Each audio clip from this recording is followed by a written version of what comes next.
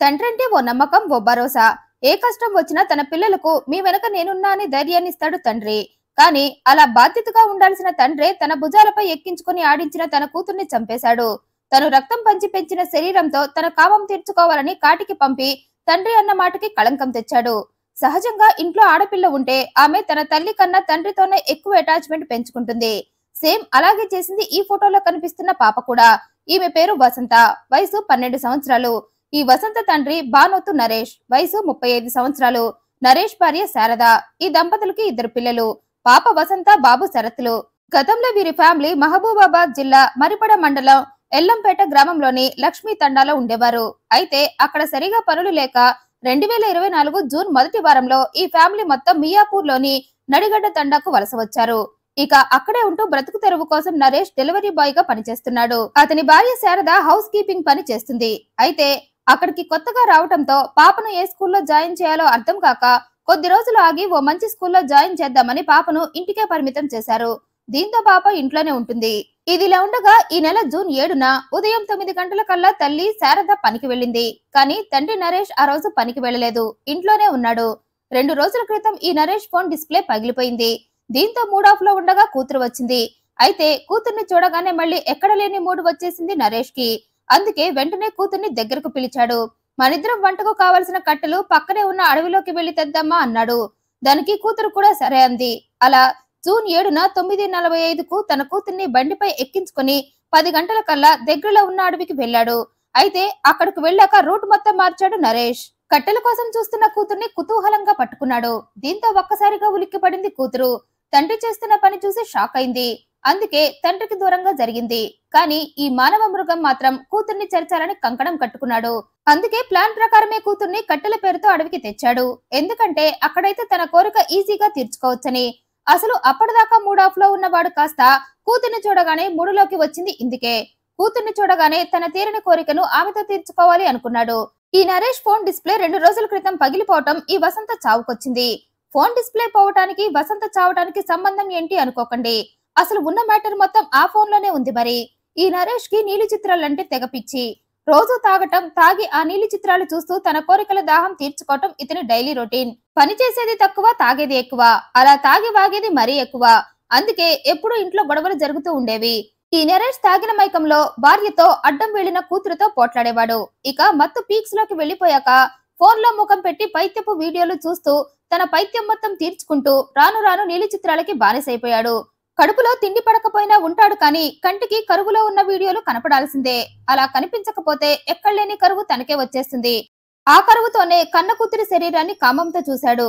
2 రోజుల క్రితం ఫోన్ పొరపాటున కింద పడిపోవటంతో ఫోన్ డిస్ప్లే పోయింది. దీంతో తన రోజువారీ ఆటలన్నీ ఆగిపోయాయి. నీలి చిత్రాల కోసం నెట్ బ్యాలెన్స్ వేయించుకొని మరీ చూసే నరేష్ కు ఫోన్ డిస్ప్లే పగిలిపోవటంతో కళ్ళు బయర్లు కమ్మేశాయి. దీంతో ఒక్కసారిగా కోరికలతో రగిలిపోయాడు. పైగా కోరిక తీర్చుకోక 2 రోజులు కావటంతో కంట్లో పడ్డ కన్న కూతురుపై మోసపడ్డాడు. కామానికి కక్కుర్తి కూడా తోడై రెచ్చిపోయాడు. అందుకే ఎలాగైనా కూతురుతో తన కోరిక తీర్చుకోవాలని ముందే ప్లాన్ చేసుకుని ఆ ప్లాన్ ప్రకారమే కట్టెలు తెద్దామని చెప్పి జూన్ 7న ఆమెను అడవిలోకి తీసుకువెళ్లాడు. అక్కడికి వెళ్ళాక సీన్లోకి దిగేసరికి తన తండ్రి తనతో తప్పుగా ప్రవర్తిస్తున్నాడని కూతురికి అర్థమయ్యి ఆమె తన శీలాన్ని కాపాడుకోవాలని తండ్రి చెర నుండి పారిపోబోయింది. అయితే ఈ నీచపు తండ్రి కూతుర్ని వదల్లేదు. నా కోరిక తీరుస్తావా లేదా అంటూ కామాంధుడిలా ఆమె వెంటపడ్డాడు. దీంతో వసంత రివర్స్ అయింది. నువ్వు నాతో ఇలా తప్పుగా ప్రవర్తిస్తున్నావని అమ్మకు చెప్తా అని తండ్రిని బెదిరించి అక్కడి నుండి పారిపోబోయింది. దీంతో ఒక్కసారిగా ఎలర్ట్ అయిపోయాడు నరేష్. తన కూతురు తన పాడు పని గురించి తన భార్యకి అందరికీ చెప్తే తన పరువు గంగపాలే అనుకున్నాడు. అందుకే కూతురుపై ఉన్న కామాన్ని పక్కన పెట్టి ఆమె కళ్ళు శాశ్వతంగా మూసేయాలి అనుకున్నాడు.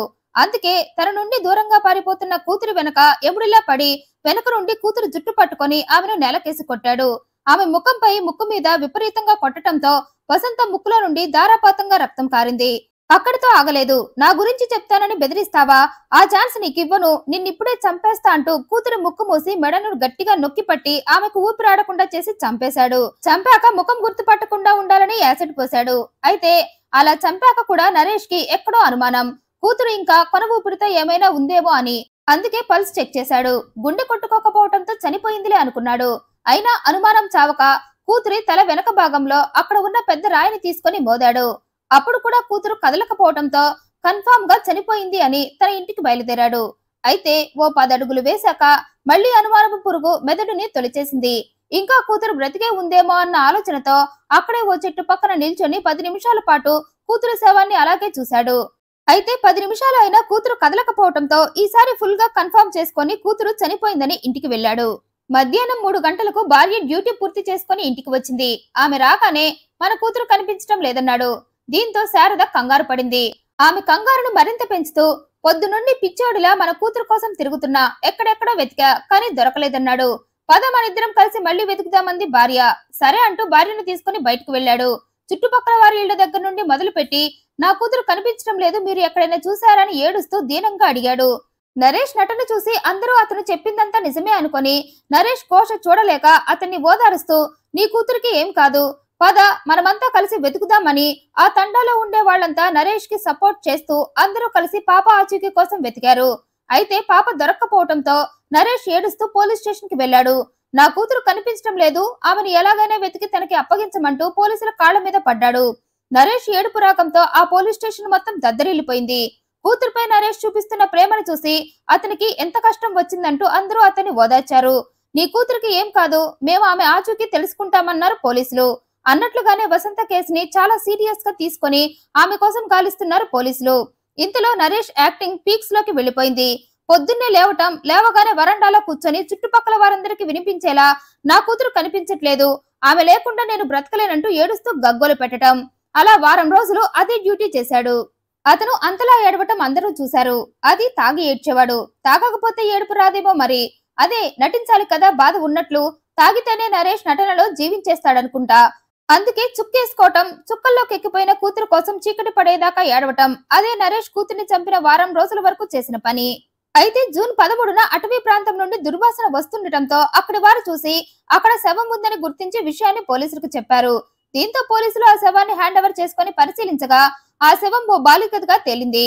ముఖం గుర్తుపట్టకుండా యాసిడ్ పోశారు.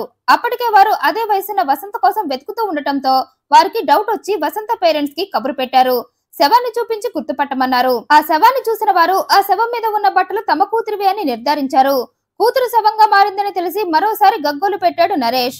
ఇక కేస్ ఇన్వెస్టిగేషన్ స్టార్ట్ చేశారు పోలీసులు. ఆ ప్రాసెస్ లోనే సీసీటీవీ ఫుటేజ్ ని చెక్ చేయగా అందులో నరేష్ జూన్ 7న పాపను తన బండిపై అటవీ ప్రాంతంపై తీసుకువెళ్లినట్లు ఉంది.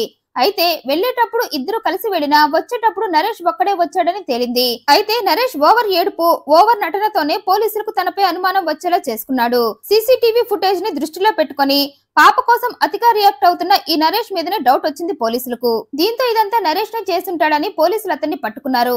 పాపను ఏం చేశావో మర్యాదగా చెప్పని వారి స్టైల్లో అడిగేసరికి నిజాలన్నీ కక్కేశాడు నరేష్. తను నీలి చిత్రాలకు మద్యానికి బానిసైన కథ నుండి అది కూతురుపై కోరిక తీర్చుకునేదాకా వెళ్లింది మొత్తం పోలీసులకు వివరించాడు.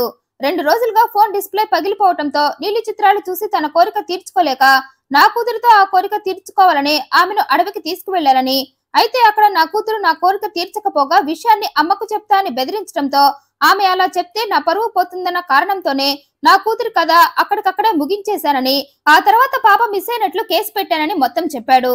రోజు పాప శవం ఉందా లేదా అని వచ్చి చూసి వెళ్లేవాడినని కూడా చెప్పాడు. అడవికి తీసుకువెళ్లిన 11 నిమిషాల్లోనే పాప కథ ముగించేశానన్నాడు. అదంతా విన్న పోలీసులు నీ నీచమైన కోరికల కోసం నీ కూతుర్నే చంపేస్తావా అని నరేష్ ని అరెస్టు చేశారు. అయితే ఇక్కడ నరేష్ భార్య శారద మాత్రం తన కూతుర్ని పొట్టన పెట్టుకున్న తన భర్త మంచివాడంటూ వెనకేసుకొస్తుంది. నా భర్తకు వసంత అంటే చాలా ఇష్టమని, ఏనాడు ఆమెపై చెయ్యెత్తలేదని, అలాంటి వాడు పాపని ఎలా చంపుతాడంటుంది. అతను పాపను చంపాడంటే నేనసలు నమ్మను, అందుకే నా భర్తకు ఎలాంటి శిక్ష వేయొద్దని డిమాండ్ కూడా చేస్తుంది ఈ పతివ్రత. ఈ వీడియోపై మీ అభిప్రాయాన్ని కమెంట్ రూపంలో తెలియజేయండి. మరింత ఇంట్రెస్టింగ్ అండ్ జెన్యూన్ ఇన్ఫర్మేషన్ కోసం ఈ వీడియోను లైక్ చేయండి, షేర్ చేయండి, మా ఛానల్ సబ్స్క్రైబ్ చేయండి. Thanks for watching.